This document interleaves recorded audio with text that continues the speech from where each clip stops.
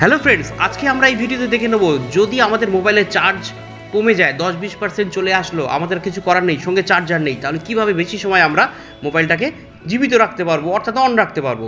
কিছুই না, simply friend এখানে টানবেন, এই যে উপরে দেখতে পাচ্ছেন যে সেটিংস অপশানটা আছে, মোবাইলের সেটিংস অপশান ডান দিকে উপরে আমি ক্লিক করলাম, বা ভিতর থেকেও যেতে পারেন।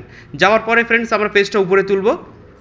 পেজটা উপরে তোলার পরে ফ্রেন্ডস এখানে দেখুন এই ব্যাটারি যেখানে লেখা আছে এখানে একটা ক্লিক দেবো।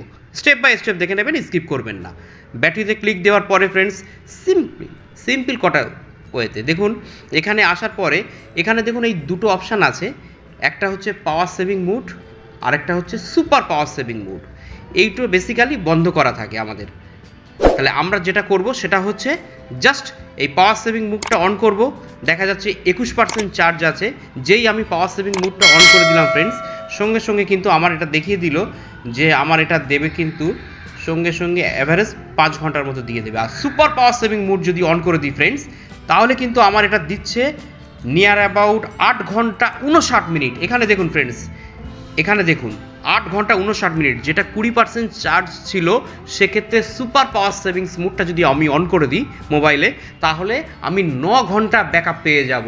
অর্থাৎ যেটা আধ ঘন্টা 15 মিনিট 20 মিনিটের জায়গায় মোবাইল বন্ধ হয়ে যেত, সেক্ষেত্রে কিন্তু আমি লাইভ ফোনে থাকতে পারবো এবং লাইভ আমার SMS-এ থাকতে পারবো এবং ক্লকটা লাইভ থাকবে। আর সব কিছু স্মার্টফোন স্মার্টলি অফ করে দেবে, আমি কিন্তু লাইভ ফোনে থাকতে পারবো। অর্থাৎ ফোনটা কিন্তু এখন আমি আরও 9 ঘন্টা ব্যবহার করতে পারবো। আর যখন মনে হবে যে আমি এই মুড থেকে বেরিয়ে যেতে চাই, তখন কিন্তু জাস্ট এখানে একটা ক্লিক দিতে হবে। আমি আপনাদের সামনে একটা ক্লিক দিয়ে দেখিয়ে দেবো নর্মাল মুডে কীভাবে ফেরত আসা যায়।